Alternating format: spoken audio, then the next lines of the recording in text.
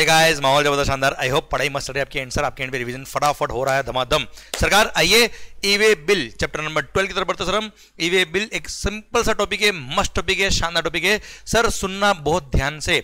Every registered person, sir पहली बात तो सेक्शन नंबर 68 ने एम्पावर किया ईवी बिल के प्रोविजंस के लिए। सर सेक्शन नंबर 68 ने एम्पावर किया प्रॉपर ऑफिसर को कि वो अगर sir movement of the goods अगर हो रहा है तो उसको व्हीकल को इंटरसेप्ट करके सर वेरिफिकेशन कर सकते हैं, कोई डॉक्यूमेंट की रिक्वायरमेंट रख सकते हैं, और वो डॉक्यूमेंट की रिक्वायरमेंट गवर्नमेंट ने रखी है ईवी बिल के फॉर्म में। तो सर ईवी बिल के लिए रूल नंबर 138 बनाया गया। रूल नंबर 138 बोलता है क्या?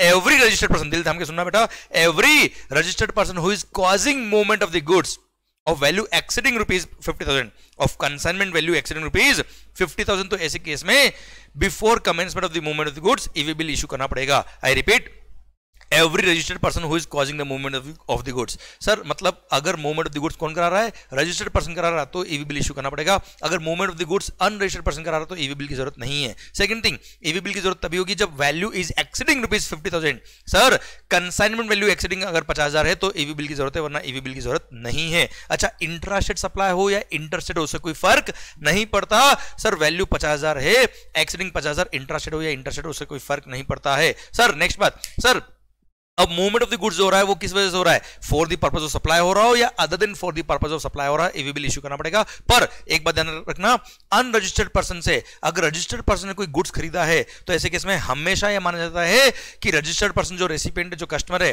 सर उसी ने मूवमेंट कराया है, और ऐसे केस में ईवी बिल इशू करना पड़ेगा। क्लियर? तो every registered person who is causing movement of the goods of consignment value exceeding rupees 50,000, वहां पर ईवी बिल इशू करना पड़ता है। अब उसका पार्ट ए और पार्ट बी होता है। फॉर्म होता है क्या? EWB 01 नंबर का फॉर्म होता है बेटा। इसके पार्ट ए और पार्ट बी दो पार्ट होते हैं। पार्ट ए में इनवॉइस की सारी इंफॉर्मेशन होती है, पार्ट बी में ट्रांसपोर्टर की इंफॉर्मेशन होती है, गाड़ी नंबर वगैरह होता है। सर अब पार्ट ए, सर कंसाइनर या कंसाइनी, या सर सुनना बच्चा, जो पर्सन मूवमेंट करा रहा है वो ईवी बिल का पार्ट ए बनाएगा, पर वो चाहे तो ई कॉमर्स ऑपरेटर या कुरियर कंपनी को या ट्रांसपोर्टर को भी ऑथराइज कर सकता है to fill the part A of the EV bill. Clear? Done. अब सर का ध्यान देना बच्चा, सर जो 50,000 की वैल्यू, जो इंपॉर्टेंट पॉइंट पहले बता रहा हूं मैं, यहां पे जो 50,000 लिखा है पूरे जीएसटी में हमेशा हर जगह लिखा है वैल्यू एक्सक्लूड्स जीएसटी का अमाउंट, पर for the purpose of EV bill ये 50,000 की लिमिट देखते वक्त सर जीएसटी वाले अमाउंट को भी इंक्लूड करके देखना है कि एक्सीडिंग 50,000 हो रहा है कि नहीं हो रहा है। पर अगर मान लो किसी कंसाइनमेंट में कुछ गुड्स एग्जम्प्ट है, कुछ टैक्सेबल है, तो केवल टैक्सेबल गुड्स की वैल्यू प्लस उस पर जो टैक्स का अमाउंट है वो ही आपको इंक्लूड करना है 50,000 की लिमिट देखते वक्त। एग्जाम गुड्स की वैल्यू को इंक्लूड करने की जरूरत नहीं है। अब सेकंड बात आती है क्या? सर ध्यान देना बेटा,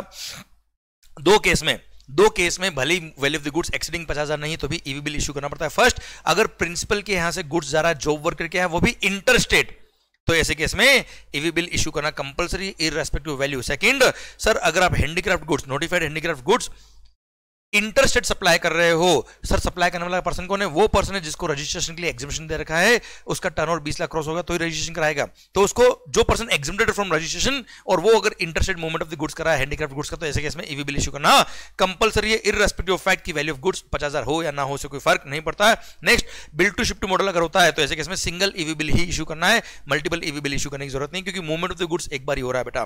क्लियर? डन। अब आता है क्या? Information to be filled in EV bill. Sir part A में इनवॉइस की सारी इंफॉर्मेशन होती है, जैसे सप्लायर का नाम, उसका GST number. Clear? Sir goods की सारी इंफॉर्मेशन पार्ट ए में होती है। पार्ट बी के अंदर ट्रांसपोर्ट की सारी डिटेल होती है, ट्रांसपोर्टर का डॉक्यूमेंट नंबर होता है, उसकी गाड़ी नंबर, व्हीकल नंबर होता है बेटा, in case of transport of goods by road. Clear? Sir ये जो पर्सन ट्रांसपोर्ट कर रहा है उसको फिल करना पड़ता है पार्ट बी। अच्छा, अब सर ध्यान देना बेटा, part A, however part A में जो इन्फॉर्मेशन मैं आपको बता चुका हूं, कंसर्न या consignee who is causing movement of the goods, उसको जनरेट करना पड़ता है, पार्ट ए फिल करना पड़ता है, पर वो चाहे तो ट्रांसपोर्टर को या फिर ई कॉमर्स ऑपरेटर को या कुरियर कंपनी को भी ऑथराइज कर सकता है। क्लियर? अच्छा, अब who is mandatorily required to generate the EV bill? Sir where the goods are being moved by registered person, वहां ईवी बिल इशू करना पड़ेगा। सर अब अगर registered person EV bill generate नहीं करता है और वो ट्रांसपोर्टर को गुड्स हैंड ओवर करता है, तो ऐसे केस में before commencing the movement sir transporter को ईवी बिल इशू करना पड़ेगा। क्लियर? सर देना बाय रोड अगर ट्रांसपोर्ट होता है तो before commencement of the movement of the goods e way bill issue करना पड़ेगा। अगर सर रजिस्टर्ड पर्सन ने ईवी बिल इशू नहीं किया तो ट्रांसपोर्टर को इशू करना पड़ेगा, नहीं तो ट्रांसपोर्टर भी रेस्पॉन्सिबल है इसके लिए। सर अब देना, रेलवे या वेसल या एयरक्राफ्ट के थ्रू गुड्स अगर जाता है, आई रिपीट, रेलवे, वेसल या एयरक्राफ्ट के थ्रू गुड्स अगर जाता है, तो यहां पर गुड्स का मूवमेंट शुरू हो गया और केवल पार्ट ए चलेगा, केवल पार्ट ए फिल किया हुआ चलेगा सर। यहां पर मूवमेंट शुरू होने के बाद आप पार्ट बी जनरेट कर सकते हो और पार्ट बी जनरेट करने के बाद ईवी बिल जनरेट हो जाएगा, कोई दिक्कत वाली बात नहीं है सर। पर बाय रोड अगर गुड्स जाता है तो before commencement of the movement of goods e way bill part A plus part B पूरा जनरेट हो जाना चाहिए बेटा, क्लियर। और रेलवे के केस में बोल दिया क्या, railway will not deliver the goods unless and until e way bill has been produced to the person in charge of the railway बेटा। जब तक आप जो गुड्स लेने जा रहा है रेलवे से, वो जब तक ईवी बिल जनरेट करके नहीं बताएगा, ईवी बिल प्रोड्यूस नहीं करेगा, तब तक गुड्स डिलीवर नहीं करेंगे रेलवे वाले बेटा, क्लियर। अच्छा, मूवमेंट शुरू हो सकता है रेलवे वेसल या एयरक्राफ्ट के केस में, मूवमेंट शुरू हो सकता है even without generation of part B, मतलब ईवी बिल जनरेट नहीं किया, केवल पार्ट ए चल जाएगा सर, क्लियर। पर सर बाद में आपको पार्ट बी जनरेट करना पड़ेगा और railway will not deliver the goods unless you have produce the EV bill to them. Okay sir, ये रेलवे के बारे में बात मैंने आपसे कर ली बेटा, ओके। अच्छा, अगर वैल्यू ऑफ कंसाइनमेंट 50,000 या उससे लेस है तो भी आप चाहे ईवी बिल जनरेट करना कर दो, हमें क्या नुकसान, कुछ नहीं है सर, आपकी चॉइस है बेटा। पर 50,000 से एक्सीडिंग तो ईवी बिल इश्यू करना ही पड़ेगा, क्लियर। फिर ये बात मैं आपसे ऑलरेडी कर चुका हूं। अब सर ध्यान रखना बेटा, अगर अनरजिस्टर्ड पर्सन खुद के कन्वेंस में या ट्रांसपोर्टर के थ्रू गुड्स ट्रांसफर कर रहा है, वो चाहे तो ईवी बिल इशू करे, चाहे तो ना करे, क्योंकि रजिस्टर्ड पर्सन मूवमेंट कराता है तो ईवी बिल इशू करना कंपलसरी है। अच्छा, अनरजिस्टर्ड पर्सन से रजिस्टर्ड पर्सन अगर परचेस करता है तो ऐसे केस में हमेशा माना जाता है कि रजिस्टर्ड पर्सन ने ही मूवमेंट कराया, तो ऐसे केस में ईवी बिल उसको इशू करना पड़ेगा। हम बात ऑलरेडी कर चुके हैं वाली। आइए, when it is not mandatory to furnish the details of conveyance in part B. Sir ध्यान देना बेटा, पार्ट ए बनाया है पर पार्ट बी नहीं बनाया मतलब ईवी बिल नहीं बनाया है, क्लियर।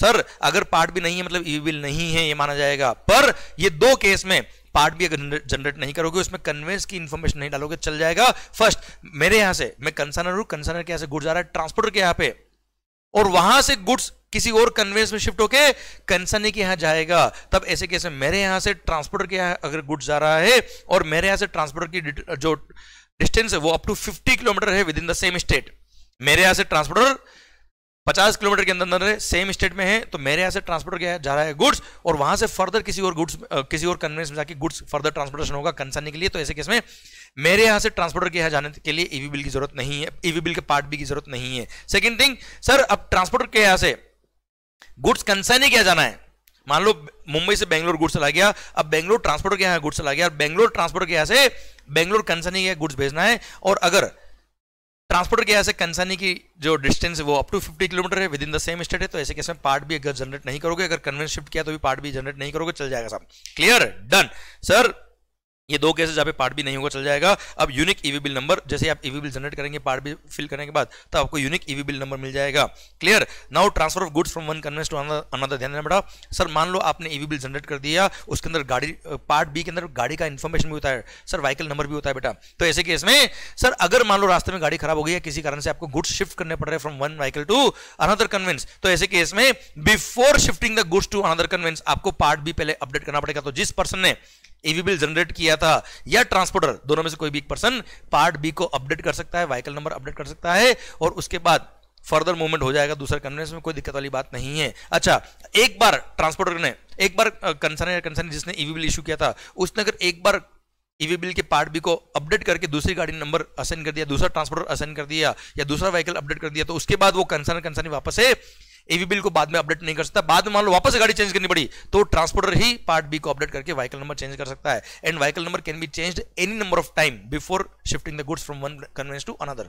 Okay done. अब आता है कंसोलिडेटेड ईवी बिल। सर यहां बोल दिया क्या, ट्रांसपोर्टर को, जैसे मेरी ट्रक है बेटा, सर आपने भी ईवी बिल दी है, आपने भी अपने गुड्स के लिए ईवी बिल दिया है, सबने ईवी बिल दिया, मैं चाहूं तो ये सारे ईवी बिल को यूज करके सर एक कंसोलिडेटेड ईवी बिल भी मैं जनरेट कर सकता हूं, ऑप्शनल है बेटा ये। अब information submitted for EV bill can be used for filing GST return. Sir क्या होता है, सर ईवी बिल का पार्ट ए जो होता है उसमें इनवॉइस की सारी इन्फॉर्मेशन होती है बेटा। अब ईवी बिल के पोर्टल से जीएसटी पोर्टल को लिंक किया गया है, एंड सर सारी इन्फॉर्मेशन GSTR1 में ऑटोमेटिक अपडेट हो जाएगी अगर आप वहां से एक्सेप्ट करते हो इन्फॉर्मेशन, तो क्लियर, डन। और अगर सर कंसर्न कौन है, अनरजिस्टर्ड सप्लायर है, तो ऐसे केस में उसके मोबाइल नंबर पे या ईमेल आईडी पे भी इंफॉर्मेशन आ जाएगी। आइए सरकार, cancellation of EV bill. Sir e way bill एक बार जनरेट अगर हो गया तो विद इन 24 आवर आप इसको कैंसिल कर सकते हो, पर अगर गुड्स या कन्वेंस रास्ते में एक बार वेरीफाई हो गया तो सर विद इन 24 आवर भी इसको कैंसिल नहीं कर पाएंगे आप, क्लियर, ध्यान दीजिएगा बेटा। अब सर अच्छा, आपने मान लो ईवी बिल का पार्ट ए बना दिया बेटा,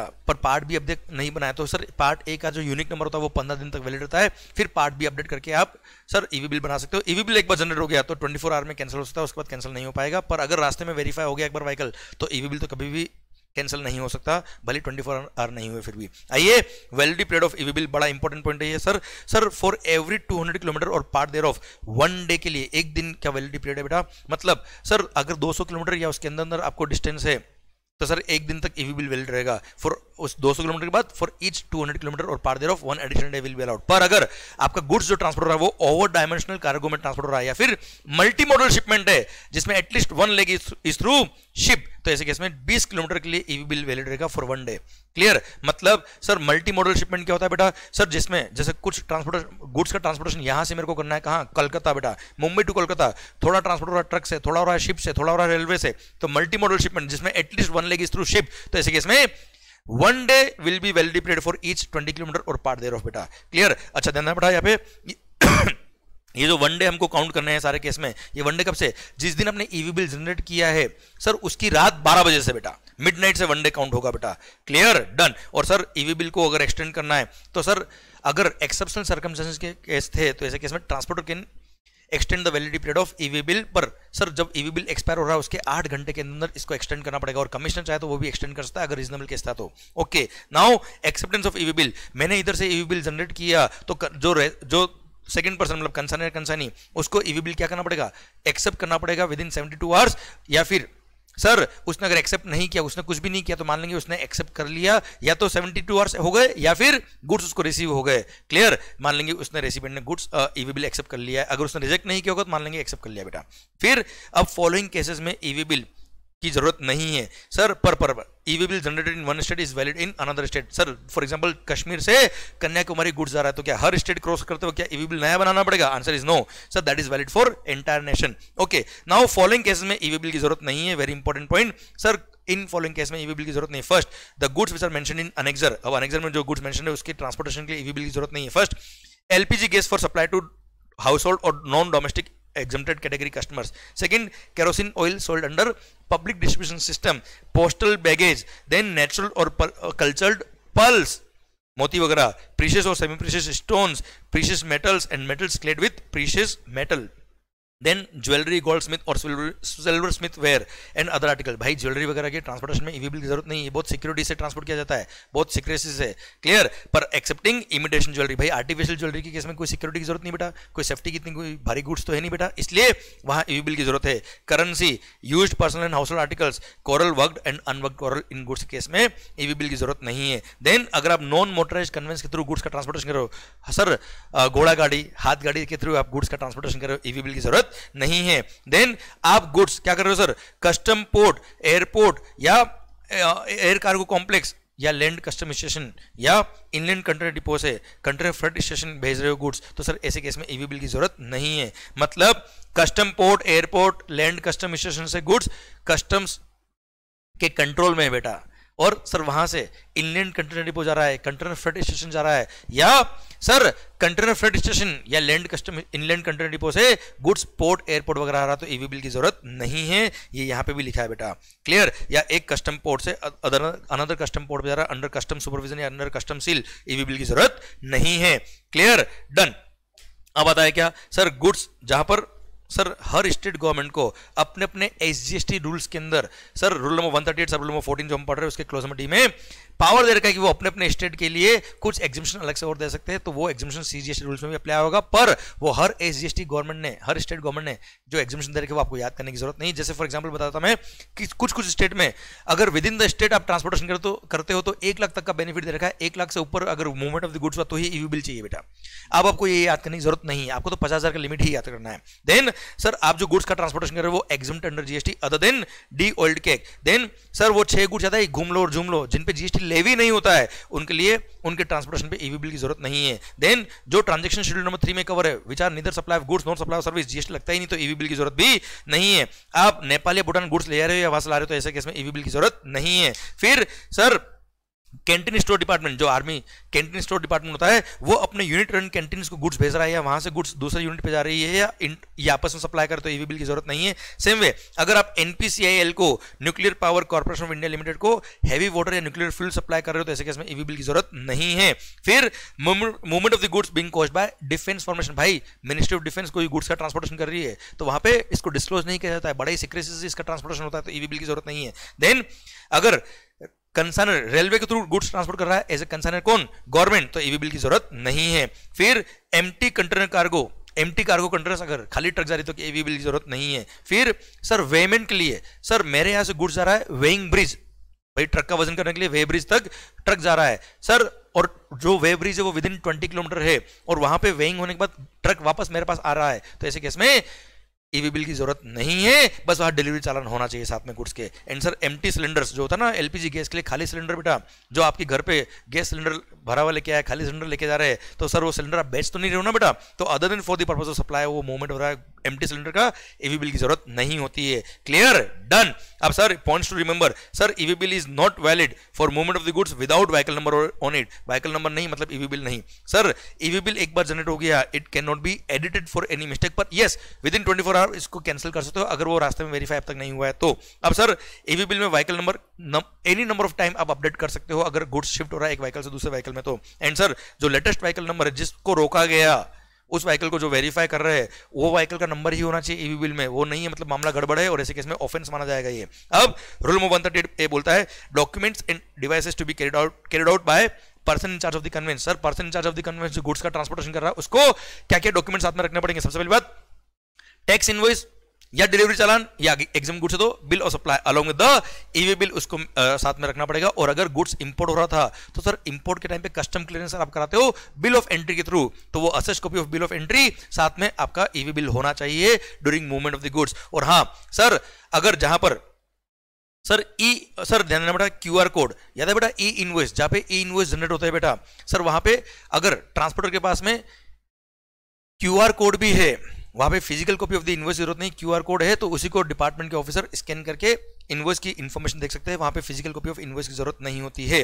क्लियर, डन। सरकार आइए रूल नंबर 138 बी बोलता है क्या, verification of documents and conveyances commissioner or any other officer authorised by him in this behalf, वो सर किसी भी ऑफिसर को ऑथराइज कर सकते हैं टू इंटरसेप्ट द कन्वेंस, वो व्हीकल को रोक सकता है for the purpose of verification of the documents and goods. Sir rule number 138 बोलता है कि अगर किसी ऑफिसर ने किसी व्हीकल को किसी कन्वेंस को इंटरसेप्ट करके रोका है, वेरीफाई किया, चेक किया है, तो सर उसकी summary report within 24 hours उस ऑफिसर को अपलोड करनी पड़ेगी on the GST common portal and उसकी final report within 3 days उसको सबमिट करनी पड़ेगी ऑन दी कॉमन पोर्टल। पर अगर लेट हो गया ऑफिसर, टाइम ज्यादा लग रहा है तो उसको कमिश्नर चाहे तो फर्दर टाइम दे सकता है for 3 more days for uploading the final report. और ये 3 दिन या 24 घंटे जो मैंने बताया वो भी जिस दिन वेरीफाई किया उसकी रात 12 बजे से 3 दिन काउंट होंगे या 24 घंटे काउंट होंगे बेटा। Clear, done. और हाँ एक बार अगर किसी व्हीकल को वेरीफाई कर लिया, चेक कर लिया, तो उसको वापस से फर्दर रोक के वेरीफाई वापस नहीं करेंगे। मतलब एक बार वेरिफिकेशन हो गया ना, बार बार क्या रोक रहे हो, बार बार परेशान नहीं करना है अनलेस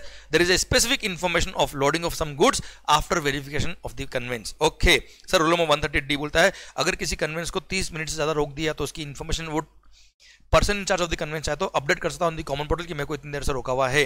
क्लियर सर। अब आता है रूल नंबर 138 जो मुझे बहुत ही अच्छा लगता है एग्जामिनेशन पर्पस के लिए भी और प्रैक्टिकल लाइफ के लिए भी। सर ये 4 लोगों के रेस्पेक्ट में ये बोल दिया कि ये 4 लोगों में से या फिर ये बोल दो कि इन 4 में से कोई भी आपने कांड कर रखा है, ये डिफॉल्ट कर रखा है, तो ऐसे केस में जो आप outward movement of the goods कर रहे हो उसके रेस्पेक्ट में कोई भी पर्सन ईवी बिल इशू नहीं कर पाएगा, ना कंसाइनर कर पाएगा, ना कंसाइनी कर पाएगा, ना ट्रांसपोर्टर, ना ई कॉमर्स ऑपरेटर, ना कुरियर कंपनी, कोई भी ईवी बिल इशू नहीं कर पाएगा अगर मैं इन 4 में से कोई एक पर्सन हूं तो, और मेरा आउटवर्ड सप्लाई है तो बेटा मैं इनवर्ड सप्लाई लूं, कोई तकलीफ वाली बात नहीं है।